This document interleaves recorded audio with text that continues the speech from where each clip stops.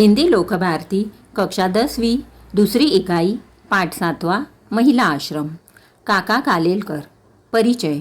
जन्म 1885 सातारा महाराष्ट्र। मृत्यू 1981 नई दिल्ली। परिचय।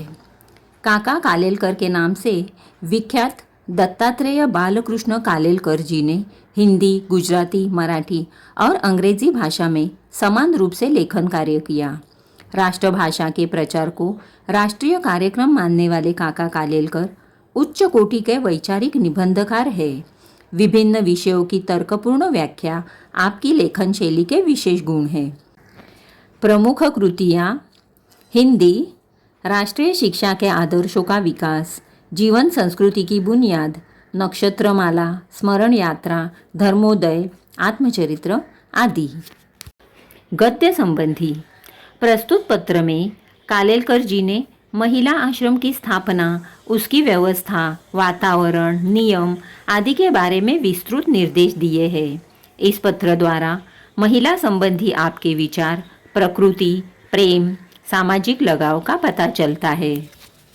प्रिय सरोज, जिस आश्रम की कल्पना की है उसके बारे में कुछ ज़्यादा लिखो तो बहन को सोचने में मदद होगी। आश्रम यानी होम, घर, उसकी व्यवस्था में या संचालन में किसी पुरुष का संबंध न हो। उस आश्रम का विज्ञापन अखबार में नहीं दिया जाए। उसके लिए पैसे तो सहज मिलेंगे, लेकिन कहीं मांगने नहीं जाना है। जो महिला आएगी वह अपने खाने पीने की तथा कपड़े लत्ते की व्यवस्था करके ही आए।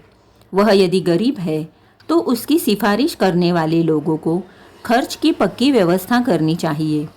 पूरी पहचान और परिचय के बिना किसी को दाखिल नहीं करना चाहिए। दाखिल हुई कोई भी महिला जब चाहे तब आश्रम छोड़ सकती है। आश्रम को ठीक न लगे तो 1 या 3 महीने का नोटिस देकर किसी को आश्रम से हटा सकता है, लेकिन ऐसा कदम सोचकर लेना होगा। आश्रम किसी एक धर्म से चिपका नहीं होगा। सभी धर्म आश्रम को मान्य होंगे, अतः सामान्य सदाचार, भक्ति तथा सेवा का ही वातावरण रहेगा। आश्रम में स्वावलंबन हो सके उतना ही रखना चाहिए। सादगी का आग्रह होना चाहिए। आरंभ में पढ़ाई या उद्योग की व्यवस्था भले न हो सके, लेकिन आगे चलकर उपयोगी उद्योग सिखाए जाए। पढ़ाई भी आसान हो। आश्रम शिक्षा संस्था नहीं होगी, लेकिन कलह और कुढ़न से मुक्त स्वतंत्र वातावरण जहाँ हो, ऐसा मानवतापूर्ण आश्रय स्थान होगा, जहाँ परेशान महिलाएं बेखटके अपने खर्च से रह सके और अपने जीवन का सदुपयोग पवित्र सेवा में कर सके। ऐसा आसान आदर्श रखा हो और व्यवस्था पर समिति का झंझट न हो तो बहन सुंदर तरीके से चला सके, ऐसा एक बड़ा काम होगा। उनके ऊपर ऐसा बोझ नहीं आएगा जिससे कि उन्हें परेशानी हो। संस्था चलाने का भार तो आने वाली बहनें ही उठा सकेंगी, क्योंकि उनमें कई तो कुशल होंगी। बहन उनको संगीत की, भक्ति की तथा प्रेमयुक्त सलाह की खुराक दे। आगे चलकर संस्था की ज़मीन पर छोटे छोटे मकान बनाए जाएंगे और उसमें संस्था के नियम के अधीन रहकर आने वाली महिलाएं 2-2, 4-4 का परिवार चलाएंगी।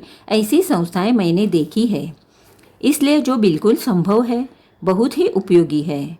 ऐसा ही काम मैंने सूचित किया है। इतने वर्ष के बहन के परिचय के बाद उनकी शक्ति, कुशलता और उनकी मर्यादा का ख्याल मुझे है।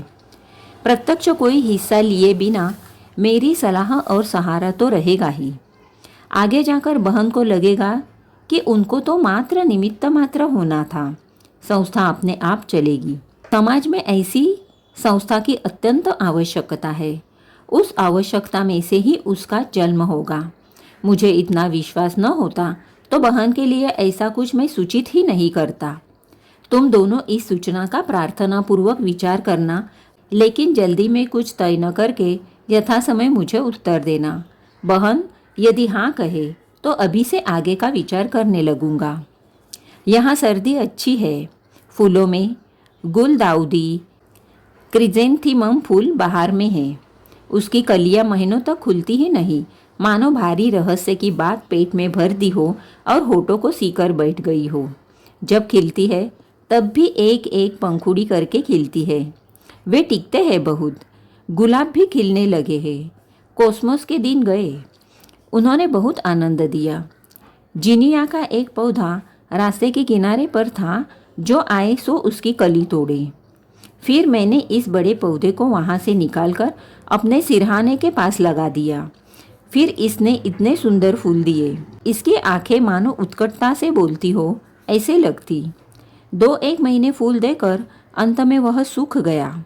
परसों ही मैंने उसे विदा दी। काका का दोनों को सप्रेम शुभाशीष। गुरुवार 21/12/44।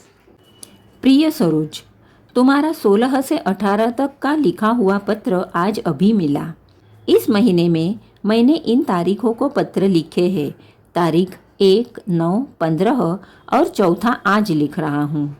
अब तुमको हर सप्ताह मैं लिखूँगा ही। तुम्हारी तबीयत कमज़ोर है, तब तक चिरंजीव रेहाना मुझे पत्र लिखेगी तो चलेगा।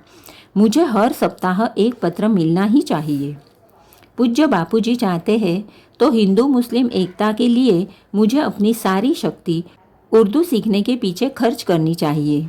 तुमको मैंने एक संदेश भेजा था कि तुम उर्दू लिखना सीखो, लेकिन अब तो मेरा एक ही संदेश है, पूरा आराम लेकर पूरी तरह ठीक हो जाओ। तारों के नक्शे बनाने के लिए कंपास बॉक्स भी मंगा कर रखा है, लेकिन अब तक कुछ हो नहीं पाया है। मैंने अपने फूल के गमले अपने पास से निकाल दिए हैं, सादे क्रोटन को ही रहने दिया है। सबको काका का सप्रेम शुभाशीष। काका कालेलकर ग्रंथावली से।